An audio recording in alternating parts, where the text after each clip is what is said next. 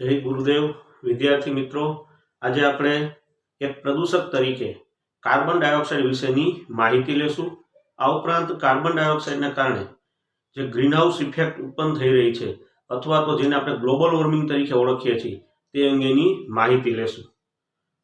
વિદ્યાર્થી મિત્રો, આપણે સૌ જાણીએ છીએ કે હાલના સંજોગોમાં કાર્બન ડાયોક્સાઇડ વિશેષ પ્રમાણમાં વાતાવરણમાં ઉમેરાય છે, કારણ કે ऊर्जा मेळववा माटे आपणे जे अश्मिगत बळतणनुं दहन करीए ते दरमियान कार्बन डायोक्साइड वातावरणमां उमेराय छे। आ उपरांत श्वासोश्वासनी क्रियाने कारणे पण कार्बन डायोक्साइड वातावरणमां उमेराय अने खास करीने सीमेंट उद्योगोमां केल्शियम कार्बोनेटना विघटनने कारणे CO2 उत्पन्न थाय छे अने वातावरणमां उमेराय छे। तो विद्यार्थी मित्रों, कार्बन डायोक्साइडना स्त्रोत विशेनी माहिती लईए तो श्वासोश्वास ने लीधे,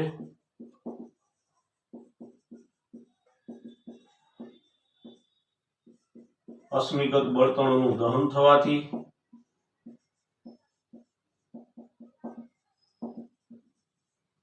उपरांत सीमेंट उद्योगों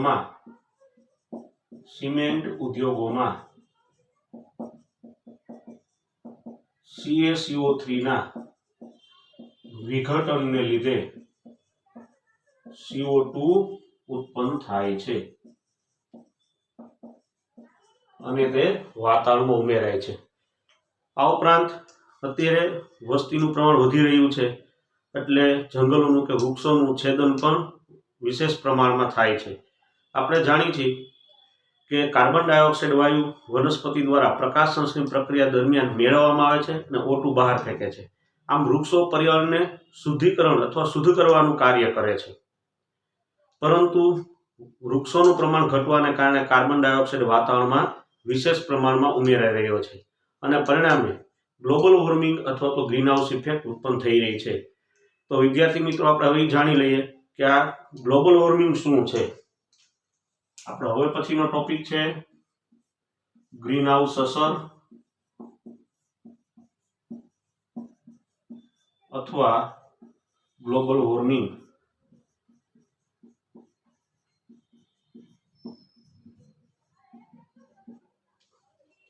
ग्रीनहाउस असर अथवा तो ग्लोबल वोर्मिंग। सौप्रथम जीन फोरियर नामना वैज्ञानिके ग्रीनहाउस आ शब्द आप्यो छे।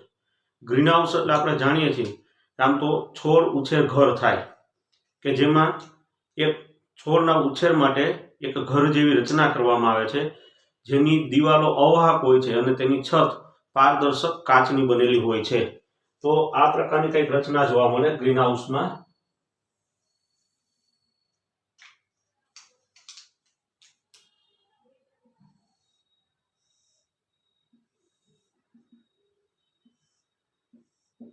आ ग्रीनहाउस के जेनी आ छत छे ए पारदर्शक होय छे। आ पारदर्शक छत छे।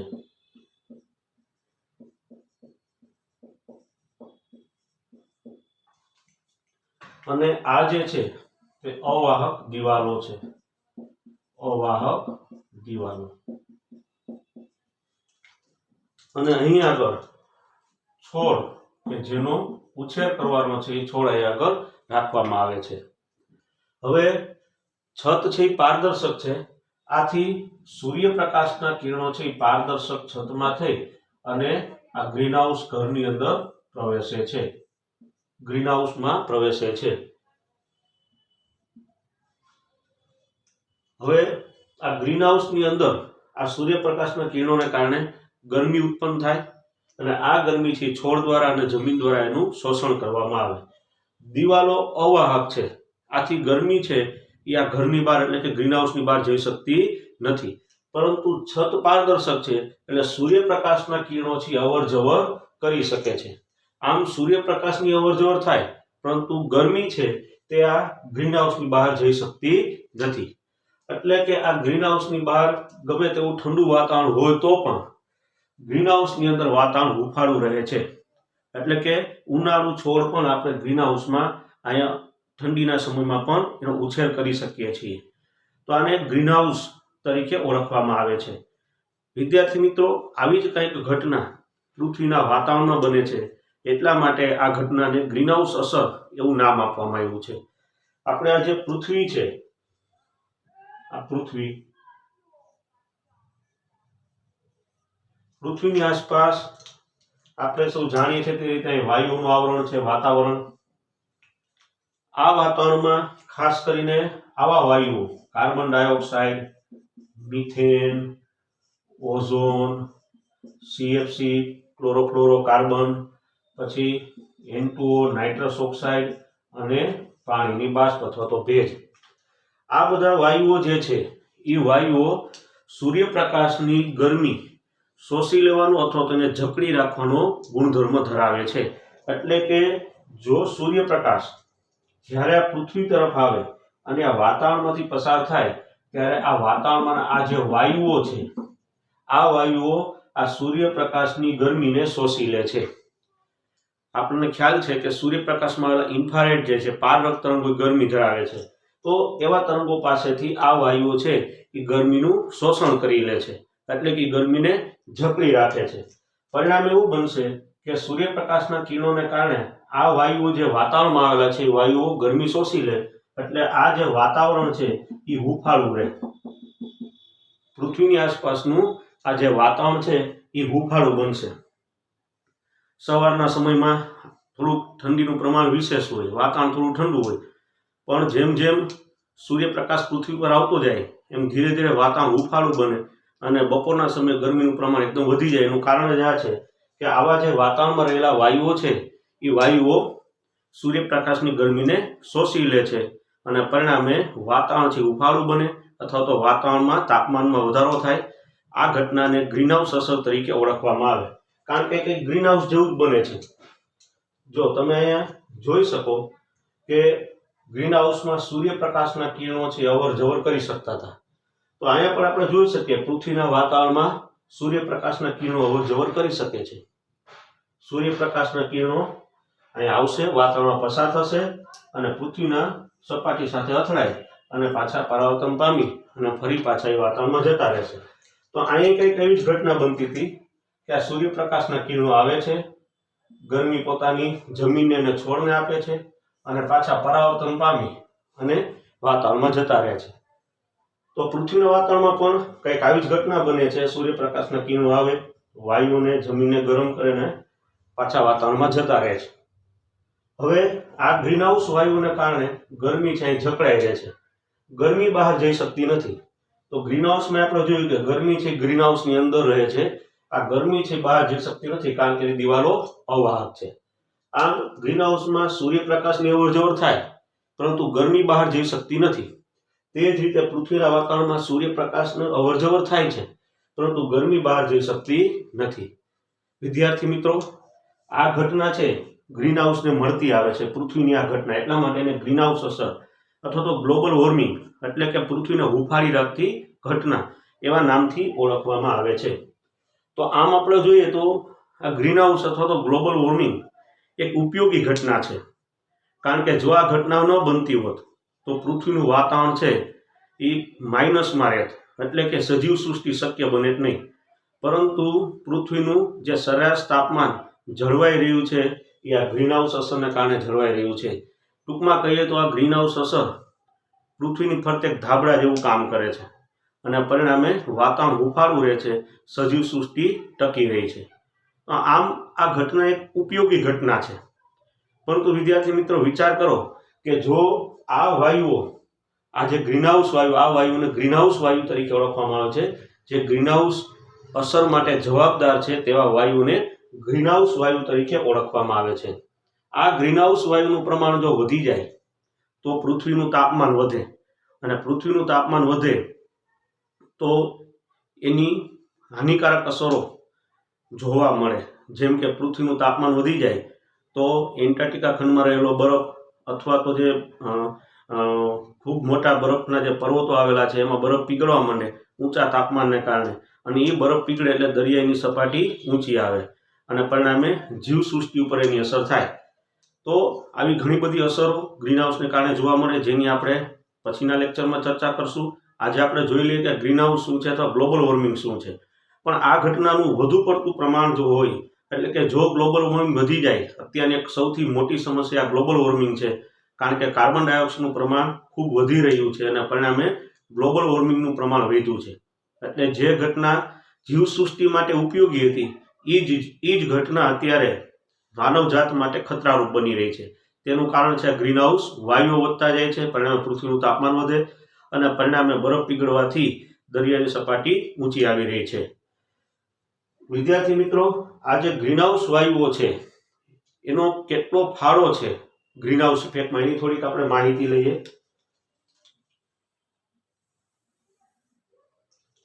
જેમ કે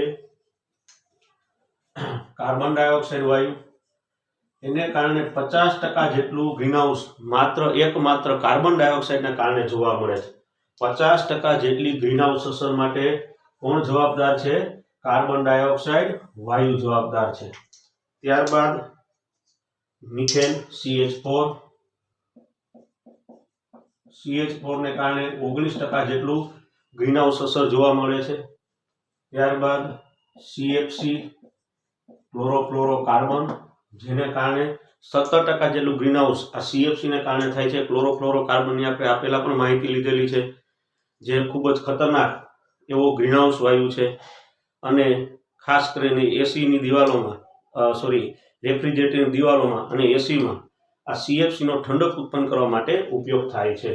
મિથેન છે એ જે શાકભાજીનો અથવા જે કૃષિ કચરો છે વગેરેનું સળવાથી મિથેન વાયુ છે એ વિશેષ પ્રમાણમાં વાતાવરણમાં ઉમેરાઈ રહ્યો છે.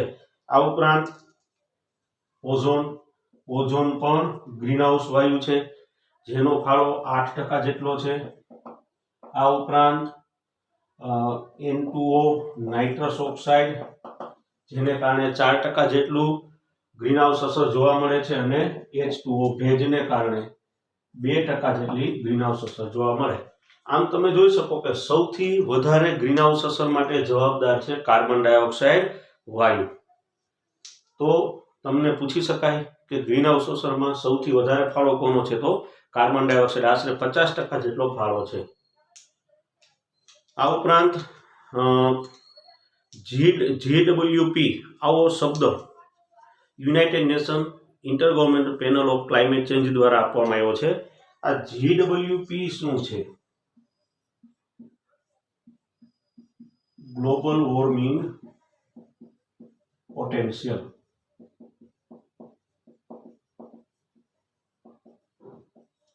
GWP નો અર્થ થાય છે ગ્લોબલ વોર્મિંગ પોટેન્શિયલ. આ GWP શું દર્શાવે છે?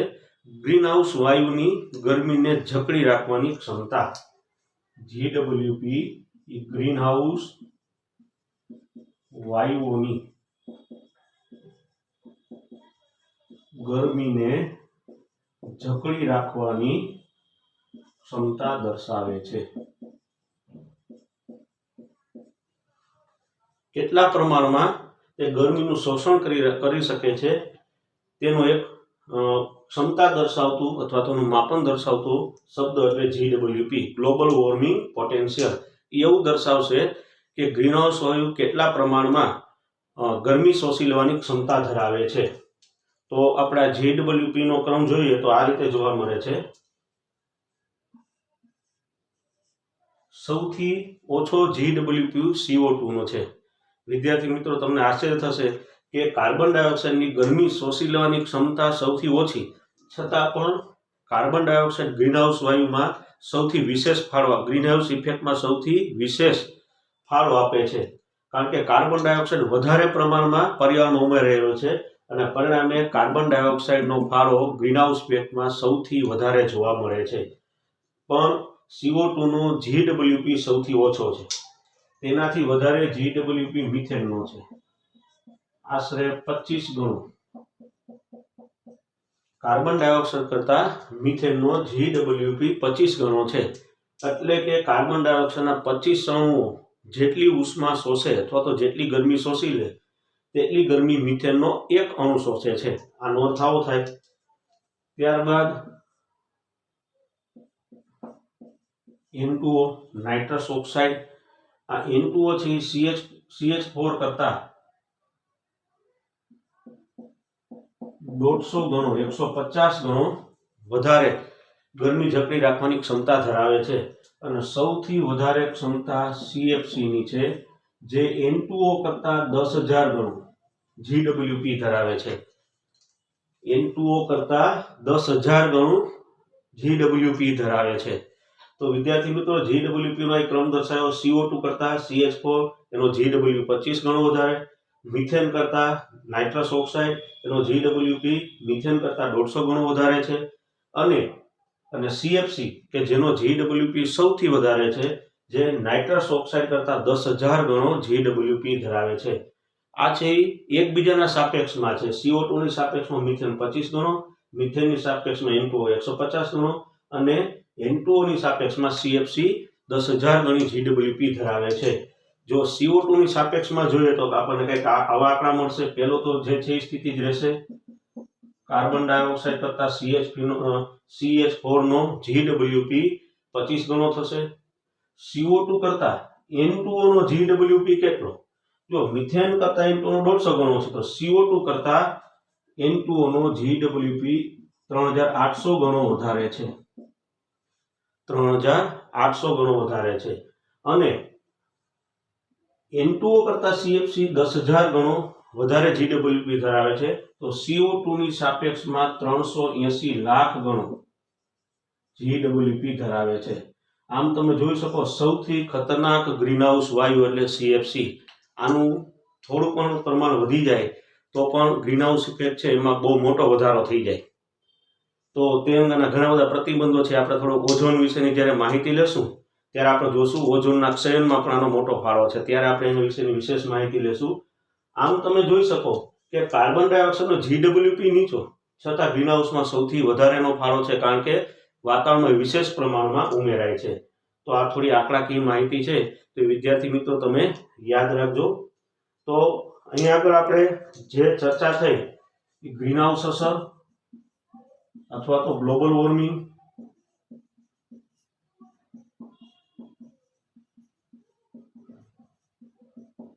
આપણે અહીંયા આગળ જોયું કે ગ્રીનહાઉસ અસર અથવા તો ગ્લોબલ વોર્મિંગ એટલે પૃથ્વીના વાતાવરણને હુંફાળું રાખતી ઘટના.